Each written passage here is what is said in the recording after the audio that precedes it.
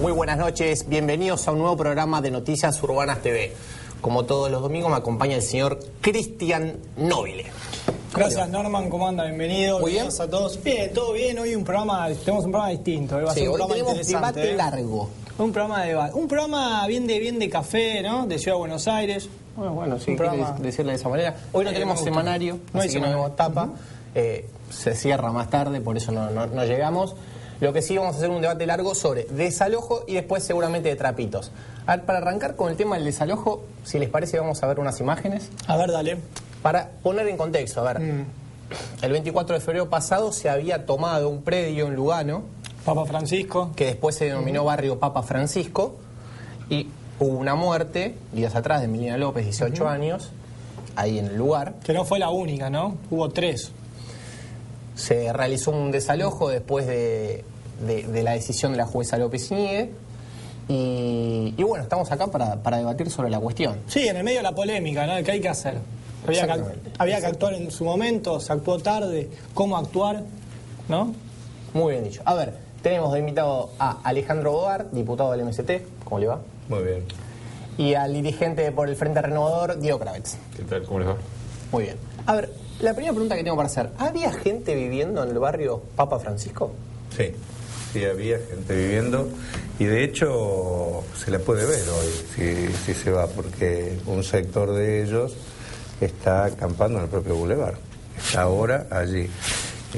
Había gente, muchas veces se mostraron imágenes del barrio a horas donde aparecía con bastante menos gente. Tenía que ver, es gente de trabajo la que estaba ahí. Son aquella gente que en las estadísticas figuran como trabajo en negro, pero que hacen trabajos tal vez los más duros y que como no tienen ni recibo de sueldo, ni cómo justificar ni sus ingresos ni garantías, recaen en villas o en pensiones que los hacen vivir en condiciones infrahumanas y les sacan lo poco que tienen. Por esa situación, por el hecho de que nunca se hizo lo que se tenía que hacer, que es aplicar la ley de urbanización en la Villa 20, es que después terminan tomando. ¿Y esa gente que actualmente está viviendo, es la misma gente que había tomado el predio? Yo fui varias veces al predio. Allí hubo una banda de vivarachos, ¿no es cierto?, que desde el primer momento a mucha de la gente que empezó a ir, ¿no es cierto?, le quiso desde vender un terreno o sacar a alguna gente, ¿no es cierto?, para robarles el terreno que tenían para después venderlo. Desde un primer momento hubo mucha violencia de un sector que no era de allí, sino que venía de otros lugares, de la propia villa, etcétera. Ahora, se fue consolidando un sector de gente en la villa después de eso, algunos incluso pagando, porque había una mafia, como hay en casi todas las villas, porque la pobreza genera esta mafia que se aprovechan de las situaciones de la gente. Ahora, después se terminó estabilizando en una cantidad de gente que sufrían permanentemente la actividad de una banda narco que era muy violenta y que tenía como víctimas a los propios gente que estaba ahí tomando. Yo conozco, por ejemplo, a una familia que ha salido mucho en la tele porque tiene una hijita discapacitada, que le quisieron robar, una vecina salió a defenderla, estaba embarazada y este grupo de malvivientes le tiraron un tiro y perdió el chico. Eran ocupantes de la toma, gente desesperada por su situación de cosas. Ahora, pero Alejandro, perdón, Diego, a ver, te consulto, o sea, ¿te consta que había vínculos con el narcotráfico? Porque una de las críticas que se le hizo al gobierno de la ciudad fue que en realidad no era narcotráfico, digamos, organizado, sino venta, digamos, ilegal de droga.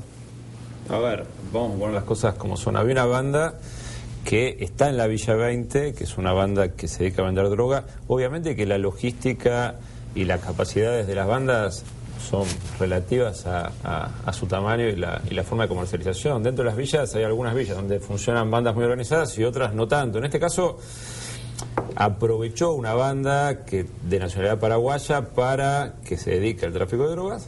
Si querés, no era Pablo Escobar Gaviria. Ahora, era una banda que se dedica concretamente a eso, y una banda hiperviolenta que aprovechó la salida a la Avenida Cruz, que le facilitaba, digamos, y por eso la insistencia en meterse todo el tiempo en el asentamiento con tanta violencia, pues le facilitaba la comercialización con la salida rápida de la avenida. Ellos usualmente están en la parte de la villa para atrás, bueno, o sea, es un costado de la villa, y lograron de repente tener una salida rápida. Entonces, a ver, todo lo que dijo Alejandro es cierto. Acá hay gente de muchísima necesidad. Había algunas personas que habitaban, yo creo que eran poquitas, que más que nada en general cuidaban el lugar, más que habitarlo, sino hay una discrepancia.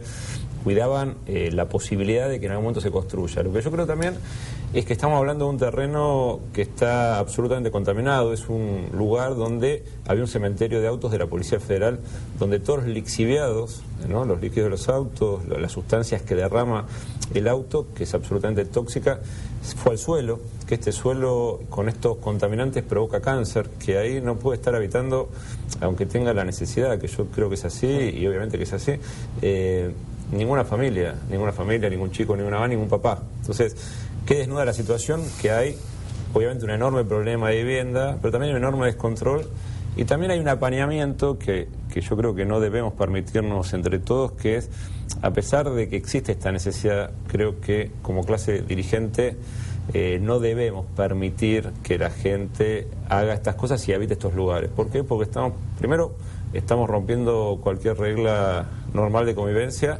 pero algo que es mucho más grave. Estamos exponiendo a gente con necesidades a que por ahí termine muy enferma. Entonces esto no lo tenemos que permitir. Y acá, por eso la semana pasada nosotros pedimos con bastante vehemencia el desalojo final, que insisto, para mí habitaba muy poquita gente, más que nada, más que habitar, cuidaba algunos terrenos para poder después ser, digamos, beneficiaria de un lote, que yo dudo mucho que sea ahí, sobre todo porque los tiempos de limpieza del lugar no son los tiempos de la necesidad de la gente. Estamos pensando, a ver, la gente que fue a tomar, en general inquilinos de la Villa 20, que tiene, la verdad que sufre enormemente, porque, como contaba recién Alejandro, hoy en las villas de la ciudad solamente el 6% trabaja en blanco. Solamente el 6%. Y como Alejandro sabe, la mayoría, la enorme mayoría de la gente es gente de laburo. Ahora, solamente el 6 tiene la posibilidad de trabajar en blanco, de tener los papeles como para ir a alquilar un lugar como la gente. Entonces le alquilan lugares que son tremendos. Por eso después, en la necesidad, y fomentados por algunos vivos, porque acá hubo algunos cuantos vivos que hicieron negocios y que vienen haciendo negocios, porque hay bandas en la ciudad de Buenos Aires muy relacionadas a la política que saben que en una toma de mínima una familia se va a llevar 50.000 pesos y de máximo un lote. Y sobre los 50.000 pesos o sobre el lote, ese puntero se queda con un pedazo. Entonces acá hay un fomento apañado por el Estado, que en este caso es el gobierno de la ciudad, que deriva en situaciones donde la marginalidad, la pobreza, termina generando un negocio de lo más espurio y de lo más decadente en el ser humano. A ver, esperen un segundito. Usted me dice que usted ya estaba pidiendo el desalojo antes del desalojo sea efectivo. ¿Usted también pedía el desalojo? No, para nada. Yo creo que nosotros hicimos un proyecto con ingenieros de la UBA para urbanizar el lugar, que contemplaba cómo hacer para descontaminar en una situación donde más o menos iba corriendo la gente de un lugar a otro y se empezaba a construir. Era un plan para construir en ese lugar 3.500 viviendas que hubiera permitido solucionar la problemática de toda la gente que estaba tomando y una parte de la villa para empezar la urbanización de la villa, que era perfectamente factible. Hicimos incluso estudios del suelo para ver el grado de contaminación y lo que había que hacer para sacarlo. Se podía hacer perfectamente. Es decir, nosotros hicimos un trabajo para tratar de ver si a partir de una realidad desesperante de un sector de gente podíamos empezar a cumplir la ley, porque acá hay una ley que lleva 9 años sin cumplirse, que es la ley de urbanización. Hace 9 años que hay una ley que dice que había que urbanizar. Si se hubiera urbanizado en su momento, no hubiera pasado esto, porque allí no habría un lugar contaminado. Es más, tuvo años ese lugar precisamente con vehículos contaminándolo y nadie se preocupó. Ay, pero ahí casi que está justificando que se introduce un terreno y la gente yo creo, yo en eso, acá estamos discutiendo, siempre discutimos una serie de derechos que entran en colisión. Ahora, tenemos que discutir cuál es el derecho que prima. Yo creo que no puede haber ningún derecho que esté por encima del propio ser humano. Ahí era un terreno fiscal donde había una obligación del Estado de construir, no lo hizo. ¿Qué implica no hacerlo? Condenó a una serie de familias de esa villa a vivir en condiciones infrahumanas yo creo que a partir de esa ilegalidad del gobierno es que se producen estos hechos, y cuando se produce este hecho, uno no puede hacer un debate frío sobre el derecho de propiedad del Estado versus la gente. ¿Por qué? Porque ahora, en una ciudad donde ya hay 15.000 personas que tienen situación de calle, en distintos grados, pero que tienen situación de calle, son las estadísticas que andan dando vuelta, no se puede condenar a que haya más gente en esa situación, porque estamos hablando de niños, estamos hablando de familia.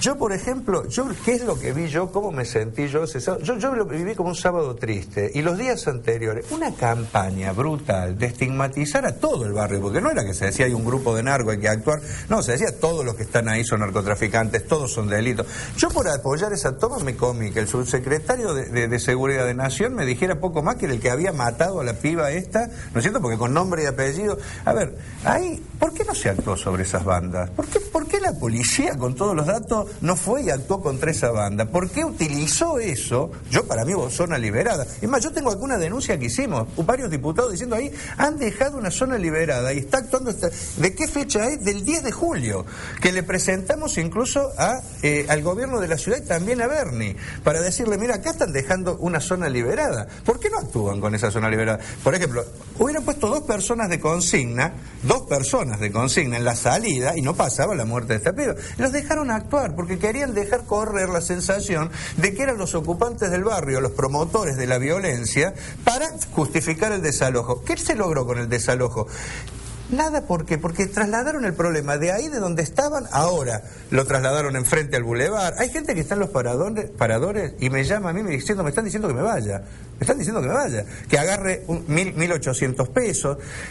Alguna gente la están haciendo que vuelva a la villa, ya en la villa no le alquilan. Hay una situación de desesperación de un gobierno que tiene que saber, pero hay 400.000 personas que están viviendo en esa situación. Yo creo que si un gobierno... Espere, ¿el desalojo no resolvió nada entonces? Para mí no resolvió nada, ¿eh? Ojo, los narcos siguen donde estaban, por ejemplo, están en el mismo lugar. Hasta la jueza dijo, ¿qué pasó? Que hicieron el desalojo, argumentando que había narcos y la zona de los narcos está tranquila. A lo que sacaron era a los pobres diablos. Pero Norman, la pregunta es un tema que le compete solamente al gobierno de la ciudad, o también es una responsabilidad del gobierno nacional, Diego. A ver, veamos las cosas, me parece que son distintas, a veces se mezcla un poco la discusión. La zona de la ciudad de la zona sur de la ciudad de Buenos Aires, a partir del 2011 tiene, a partir de un decreto de Cristina Fernández de Kirchner, tiene funcionando a prefectura y gendarmería en tareas de seguridad. ¿Por qué empezó a hacer esto? Que fue en el tiempo donde Garré era la ministra, porque la seguridad había dejado de ser, hasta para el propio gobierno nacional, una sensación, era algo muy concreto de que estaba totalmente desmadrado. O sea, tuvieron que correr de alguna manera a la federal y empezar a hacer actuar a la prefectura y gendarmería, que inicialmente se apostaba por afuera de las villas y después empezó, a partir del año pasado, a patrullar en binomios y en trinomios en algunas villas dentro de las mismas. Ahora, ¿qué fue pasando? Que obviamente, como no es personal preparado para el combate del narcotráfico, no es personal preparado, sino que más bien, y a lo sumo pueden solucionar un problema de convivencia entre vecinos, hasta ahí. ¿Por qué? Pues tampoco es personal específicamente preparado y tampoco hay en el camino un cuerpo de mediadores como para ayudar al tema, ni siquiera para estos temas que son más de relaciones de vecindad. Entonces, hay un poco más de presencia de fuerzas de seguridad y los narcotraficantes que se ríen en la cara de todo el mundo. Porque esto que contaba Alejandro es absolutamente cierto. Las bandas, que todo el mundo las conoce, hasta la jueza que se hizo la desentender durante mucho tiempo del tema, siguen estando en el lugar. Nadie las corrió. Ahora, ¿qué pasa con este asentamiento puntual?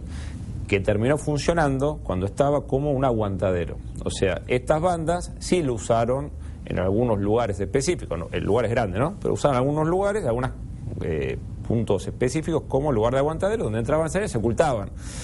¿Cómo se solucionan estas cosas? Nosotros planteamos en su momento una ley que fue bastante criticada por fuerzas de la oposición, donde planteamos la necesidad de crear una fuerza policial distinta que actúe específicamente dentro de estos lugares donde está el Estado ausente, donde necesitamos que la policía no pase o la prefectura no pase y haga como que está y en realidad todo pasa y todo pasa como si fuésemos al título tipo Grondona. Acá necesitamos policía especializada que actúen, fiscales especializados que actúen, y el tema del narcotráfico, como no se combate, termina generando narcopunteros que terminan generando este tipo de situaciones, porque parte, y la jueza lo sabe, pues te las escuchas, parte del problema de esta toma fue que están totalmente identificados algunos punteros que trabajan en el gobierno de la Ciudad de Buenos Aires y algunos punteros que trabajan con narcotraficantes de la zona. O sea, que no es que solamente había una necesidad de la gente, estaba una necesidad de la gente y unos cuantos vivos que sabían que ahí iba a haber plata y sabían que desde esa toma se podía comercializar mejor droga. Las dos cosas pasaron.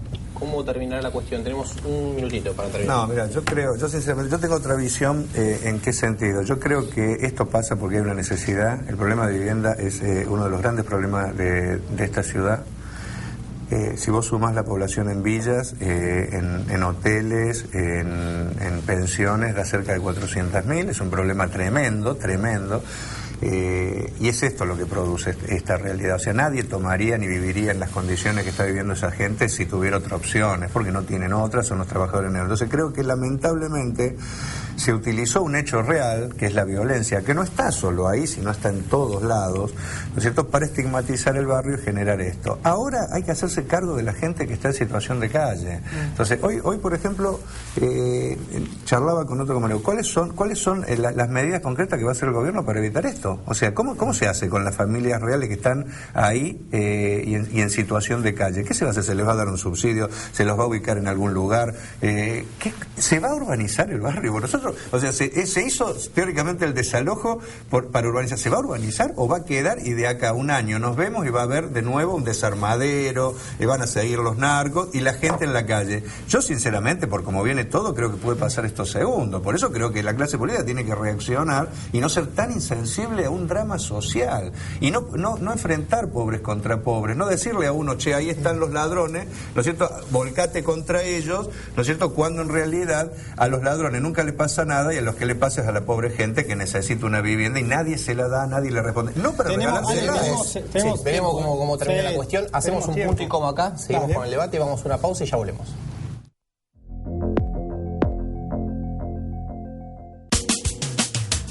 ¿Sabías que la legislatura fue declarada Monumento Histórico Nacional por el Decreto Presidencial 1495 del año 2011? Legislatura de la Ciudad Autónoma de Buenos Aires. Monumento Histórico Nacional.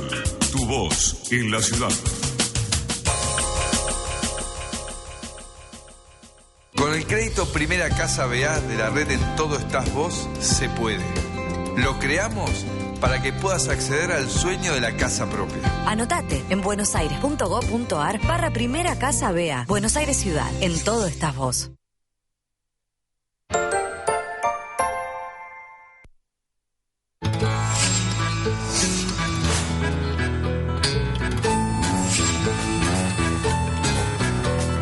Ingresá a buenosaires.gov.ar/Terminal la secundaria y da el primer paso hacia tu futuro. Buenos Aires Ciudad. En Todo Estás Vos. Ya estamos de vuelta, seguimos a todo con el debate. Sí, álgido, álgido el debate, pero bueno, dejé un ratito más. Yo esperaba más igual, no tan álgido, sí, le digo. Está más moderado, Ale. Sigue más tranquilo. Si le parece, seguimos con trapitos. A ver, dale. Sí, a ver, ¿se radican, se regularizan? ¿Cuál es la solución? A ver, Kravets, desde el Masín. ¿Hay una postura del Frente Renovador en la ciudad? Estamos trabajando con Florencia Arieto, que es la única persona relacionada con el fútbol que dio un combate real a las barras bravas. Ella fue la jefa de seguridad independiente. Sí, la tuvimos acá. Se sumó al Frente Renovador y nos trajo una idea que nosotros compartimos, que es ver cómo existe esta ligazón entre el trapito y la barra brava. O sea, ¿quién es en definitiva el trapito? Es una persona de la barra brava donde parte de su acuerdo con la dirigencia del fútbol es que le den un pedazo de la zona cercana al club en connivencia con la policía para que cobrarle a los vecinos, qué sé yo, cuando hay sobre todo espectáculos deportivos. Una zona liberada para, digamos, laburar, como llaman ellos. Totalmente. ¿Cuál es nuestra posición? Es que en todo espectáculo deportivo o todo espectáculo general que se produzca en un estadio, en la adyacencia del estadio y hasta tantas cuadras a la redonda, la prohibición total y absoluta. O sea, ¿por qué? Porque la otra posición, la del PRO o la de regularización, como va a plantear ahora seguramente el diputado Bodart, la del PRO para nosotros es incumplible, porque es imposible tener la policía vigilando todas las calles todo el tiempo si existe o no un trapito. O sea, en el día a día. Ahora, nosotros con el fixture más el fixture del AFA, más el conocimiento de cuándo hay espectáculos musicales, etcétera, en los estadios, con eso, todas las adyacencias del estadio, prohibición absoluta, que la policía cada vez que vea a uno acomodando un auto, lo levante y se lo lleve. ¿Y en el día a día? Es que en el día a día los trapitos funcionan algunos días de los fines de semana y en algunos lugares específicos también ligados con la barra. Nosotros en ese sentido hay trapitos históricos que deben tener, que empezaron con la crisis del 2000-2001, que se podrían regularizar. Ahora, en general, hay que prohibir. No, yo veo un peligro, que es que con el tema de las barras, que todos coincidimos que son una banda de delincuentes, que todos denuncian, pero después desde el poder todos apañan, porque las usan para un acto, para esto, para aquello, y por eso después todos quieren ser presidente de algún club para... ¿Eso lo se dice de las barras y las comisarías? No, tampoco, ¿no están ahí? No, bueno, yo creo que las comisarías permiten y son parte de todo el delito, porque de una forma u otra viven del delito por la coima que le cobran, si no, no existiría el delito. O sea, acá no hay mafias al estilo de Estados Unidos a principios de siglo, porque ese rol lo cumple la policía, sinceramente. Es uno de los grandes problemas que tenemos en el país. Son ellos los que recaudan por la venta de drogas, recaudan por la prostitución, recaudan por los desarmaderos, recaudan para todo, y por eso permiten lo que todo el mundo sabe, no lo sabe la policía. Sí, aclaremos que no todos, ¿no? No, estamos hablando incluso de las cúpulas, porque después el pobre tipo se muere de hambre, ¿no es cierto? Siempre es la relación, estamos hablando de los que pueden decidir estas cosas. No, le pregunto porque a mí me ha llegado a tocar incluso de ir a una cancha, estacionar. Justo había un policía y le consulto y me dice, no, arregla con él, como dicen. Bueno, pero por eso, ¿por qué les pasa? Yo lo que creo es, ojo con usar eso, las barras, que no hace falta ninguna ley para agarrar y ir contra ellos, hace falta decisión política, para después arrasar con gente que por las crisis sociales que hemos tenido terminó desarrollando esa actividad. Yo lo que creo que hay que regular, pero regular implica precisamente separar a todos los mafiosos y a los que cometen delitos y a los que apretan a la gente. Hacer un registro donde entras o salís en función de cómo desarrollar la tarea, y en ese registro, que tiene que estar puesto y identificado, determinar en dónde podés hacer la tarea, en qué hora, que tiene que ser voluntaria. Yo creo que hay que hacer eso. Yo creo que prohibir, como dice el PRO todo, es prohibir esto, prohibir las villas, prohibir los asentamientos. O sea, no existe en la realidad, porque vos no podés solamente con prohibiciones tapar las crisis sociales ni los problemas sociales. Tenés que darle una respuesta y solucionar el problema. En este caso en particular, durísimo contra las mafias y durísimo contra los barras. Prohibámoslo, hagamos de todo para evitarla, porque son los que realmente patotean. Pero la gente de trabajo que no tiene otra opción, no la condenemos también a que vaya a robar o a hacer cualquier cosa para subsistir. Al revés, démosle una posibilidad. En varias provincias ya se ha hecho, se hace en Uruguay. Hay lugares donde han incorporado un sector de gente al tránsito. Pero acá, la contradicción ¿cuál es? Que mientras se quiere prohibir, ¿no es cierto?, a esta gente, por el otro lado, se quiere darle, ¿no es cierto?, al estacionamiento medido, que lleve hasta el último lugar, que te cobren una fortuna, las grúas que hagan lo que quieran. Ojo que detrás de todo esto hay también el interés de que haya un negocio para poquitos en la ciudad. Basta, demos un poco de solución a los problemas laborales que hay. O sea, no prohibamos la venta ambulante, a los trapitos, todo vamos a prohibir. ¿Por qué no empezamos por darle trabajo, por solucionarle los problemas sociales a la gente, por incluir? Yo creo que hay que incluir, no seguir excluyendo, porque cuando hablamos de seguridad después, ojo que la inseguridad tiene que ver con una sociedad que excluye permanentemente a sectores que son la mano de obra que las mafias captan. Mafias que viven en Puerto Madero, y que me gustaría que Crave propusiera alguna vez, ¿no es cierto?, pasar con la topadora, porque creo que los verdaderos delincuentes en este país no están en la Villa 20 ni en los trapitos, están muchas veces en Puerto Madero, son los que más roban y los que más daño le hacen al país. Nos metí directamente en la política, por eso. La dejó picando el Frente Renovador. A ver, vamos por partes, y para poder cerrar el debate tal vez de trapitos y meternos en Puerto Madero, en general, para mí son delincuentes relacionados con las barras bravas, no tengo ninguna duda. O sea, hoy mayormente funcionan un grupo de delincuentes ligados a la barra brava.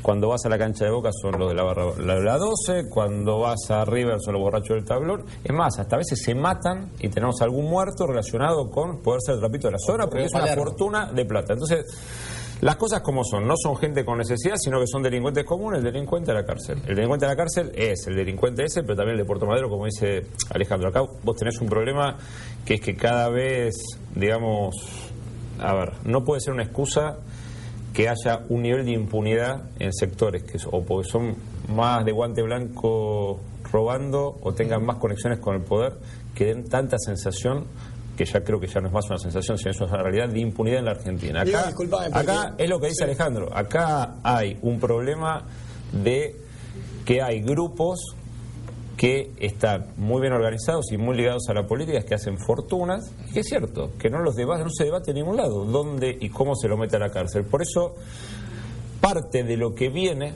esto acá, faltan menos de 470 días para que el gobierno de Cristina Fernández de Kirchner termine. Bueno, en la próxima etapa, si el presidente le toca a Alejandro, si nos toca a nosotros con Massa, bueno, parte de lo que viene tiene que ser recomponer la relación de cada uno de los vecinos de la política con la justicia también, porque esto es una sensación que dejó de ser sensación hace mucho, de que hay una impunidad intolerable, de que se roba a rolete y que nadie hace nada. Entonces, lo que viene tiene que ser un pacto de todos para que esto se termine. Todos los que están robando, todos los que robaron, bueno, a la cárcel, como ese que también para mí es un delincuente, que es el Barra Brava, que está, digamos, hoy como trapito en una calle. A ver, tenemos 2 minutos finales. Sé que te querés meter en la política, hagamos 1 minuto para él y 1 minuto para Bogar. A ver, bueno, justamente con eso que estás planteando, Diego, de alguna manera el Frente Renovador en los últimos meses recrudeció un poco el discurso y digamos, hacia la corrupción. Hay un proyecto dando vueltas también de confiscar los bienes de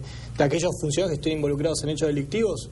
Sí, nosotros, a ver, y esto, digamos, más allá del Frente Renovador, nosotros hemos planteado 3 proyectos relacionados con el tema, transparencia y corrupción. Adrián Pérez ha hecho y debatido en todos lados sobre los temas estos, que para nosotros exceden y por mucho nuestro espacio político. O sea, la próxima etapa de la Argentina requiere otro tipo de reglas mucho más claras en el manejo de la política, en el manejo de la plata, en la relación de los políticos con los empresarios. O sea, acá hay algo que se ha roto, definitivamente se ha roto y se volvió algo turbio y poco transparente. Y la política no es eso ni debería serlo. Entonces, para recomponer las relaciones entre los políticos y el resto de la sociedad, o para que no haya una casta de políticos, hay que portarse, los políticos tienen que portarse bien de todos los partidos. Ale, 30 segundos. Yo apoyo por un proyecto de ley que han elaborado los familiares de las víctimas de 11, que plantean que no prescriban ninguna causa cuando haya casos de corrupción y más relacionado con el poder. Pero creo también que hay que cambiar de raíz muchas cosas para que realmente los políticos estén al servicio de la gente y no utilicen la política para servicio personal. Yo creo que tendrían que ganar lo mismo que un director de escuela para vivir la situación que se vive en las escuelas, que se tendrían que atender en los hospitales públicos. Yo creo que hace falta una serie de reglas nuevas para que realmente el que se dedique a la política sea un ejemplo y no como ahora, ¿no es cierto?, que dé una imagen lamentable que hace que uno no pueda tener autoridad para ir contra nadie cuando los primeros que violentan todo son los que están en el poder. Entonces, bueno, creo que de todo eso tendríamos que discutir. Bogar, muchas gracias. Gracias. Kravets, muchas gracias por venir. Se nos acabó el tiempo. Se pusieron de acuerdo en el final. Rapidísimo. Pelearon un poco, pero al final... Hay que partir. Ya estamos. Bueno. Nos volvemos a ver la próxima semana.